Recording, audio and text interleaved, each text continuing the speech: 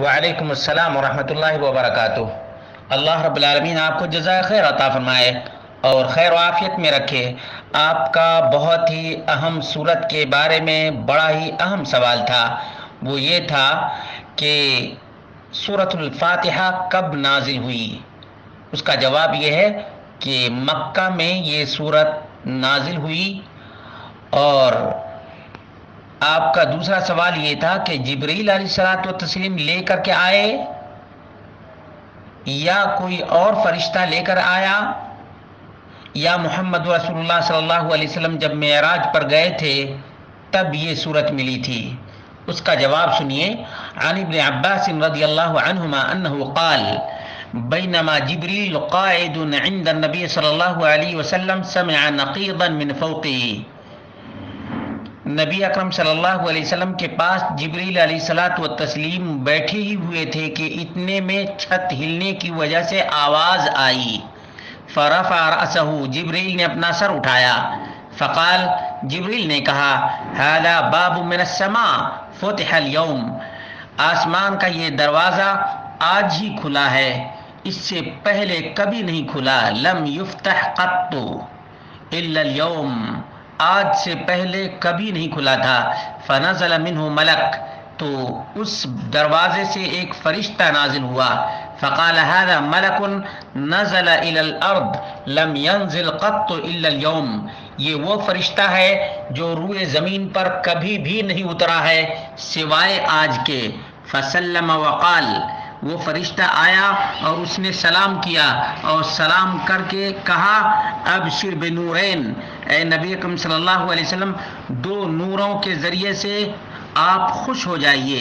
اوتیتہما لم یوتہما نبی قبلک، یہ دو صورتیں آپ کو، دو نور آپ کو ملے ہیں، کسی بھی نبی کو آپ سے قبل یہ دو نور نہیں ملے۔ نمبر 1، فاتحۃ الکتاب، سورۃ الفاتحہ و خواتیم سورۃ البقرہ، اور سورۃ البقرہ کی آخری آیتیں۔ لن تقرأ بحرف منہما الا اعطیتہ، اس کا ایک ایک حرف پڑھنے سے اللہ رب العالمین مراد پوری کر دیتا ہے۔ صحیح مسلم، ابن ابی شیبہ والنسائی فی الکبریٰ وغیرہ۔ معلوم یہ ہوا کہ سورۃ الفاتحہ لے کر وہ فرشتہ آیا جو روئے زمین پر کبھی نہیں اترا تھا، اس دروازے سے آیا جو آسمان کا دروازہ اس کے علاوہ کبھی نہیں کھلا تھا۔ تو یہ ہے اس سورت کی عظمت۔ جہاں تک اللہ کے رسول صلی اللہ علیہ وسلم جب معراج پر گئے تھے تب دی گئی تھی یہ سورت، یہ بات صحیح نہیں ہے، بلکہ ملک فرشتہ لے کر کے آیا۔ کون؟ فرشتہ لے کر کے آیا۔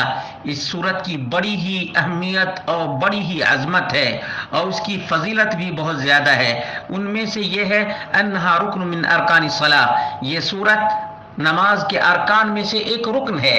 لا تصح الصلاۃ الا بها، اس کے پڑھے بغیر کوئی نماز ہوتی ہی نہیں ہے۔ صحیح بخاری کی حدیث نمبر 756 ہے، صحیح مسلم کی 394 نمبر کی حدیث ہے۔ عن عبادۃ بن الصامت رضی اللہ عنہ ان رسول اللہ صلی اللہ علیہ وسلم قال لا صلاة لمن لم يقرأ بفاتحة الکتاب۔ اس سورت کے بہت سے نام ہیں، دعا بھی ہے، صلاۃ بھی ہے، ام الکتاب بھی ہے، ام القرآن بھی ہے، اور اس طرح سے 10 نام ہیں اس سورت کے۔ امام نووی کہتے ہیں فیہ وجوب قراءة الفاتحة وانها متعیة لا یجزی غیرها الا لعاجز عنها، وهذا مذهب مالک والشافعی وجمہور العلماء من الصحابة والتابعین فمن بعدهم۔ اسی طرح سے اس کی بڑی فضیلتیں آئی ہیں۔ انها افضل سورة فی القرآن، قرآن کریم کی سب سے افضل ترین یہ سورت ہے۔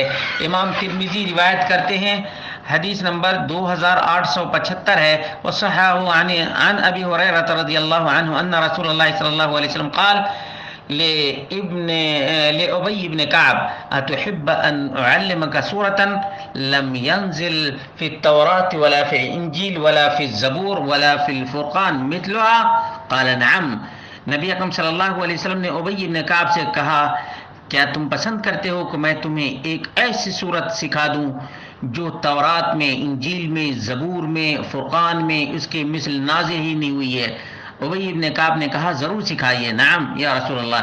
قال رسول اللہ صلی اللہ علیہ وسلم کیف تقرأ فی الصلاۃ، نماز میں کیسے پڑھتے ہو؟ قال فقرأ القرآن، انہوں نے سورۃ الفاتحہ پڑھی. فقال رسول اللہ صلی اللہ علیہ وسلم والذی نفسی بیدہ ما انزلت فی التوراۃ ولا فی الانجیل ولا فی الزبور ولا فی الفرقان مثلها صححہ الالبانی فی صحیح الترمذی، کہ اس ذات کی قسم جس کے ہاتھ میں میری جان ہے، ما انزلت فی التوراۃ ولا فی الانجیل ولا فی الزبور ولا فی الفرقان مثلها، اس سورۃ الفاتحہ جیسی تورات، انجیل، زبور، فرقان میں کہیں بھی کوئی صورت نازل نہیں کی گئی، اسی لیے اس کو السبع المثانی کہا جاتا ہے. اور اللہ رب العالمین نے فرمایا وَلَقَدْ آتَيْنَاكَ سَبْعًا مِّنَ الْمَثَانِ وَالْقُرْآنِ الْعَظِيمِ، سورۃ الحجر کی آیت ہے. بخاری کی 4474 نمبر کی حدیث ہے. عن ابی سعید بن المعلى رضی اللہ عنہ ان رسول اللہ صلی اللہ علیہ وسلم قال لو علمنك سورة هي أعظم السور في القرآن قبل أن تخرج من المسجد. ابو سعید سے نبی اکرم صلی اللہ علیہ وسلم نے فرمایا کہ تم کو ایک ایسی صورت میں ضرور سکھاؤں گا جو سب سے عظیم ترین صورت ہے قرآن کریم کے اندر، مسجد سے نکلنے سے پہلے.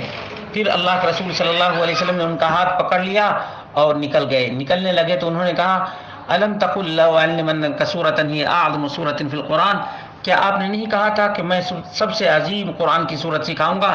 قال الحمد للہ رب العالمین ہی السبع المثانی والقرآن العظیم الذی اوتیتہ. معلوم یہ ہوا کہ سورۃ الفاتحہ عظیم ترین دعا بھی ہے، عظیم ترین پیغام بھی ہے، اور رب ذوالجلال والاکرام کا پیام بھی ہے، اور سب سے عظیم صورت بھی ہے.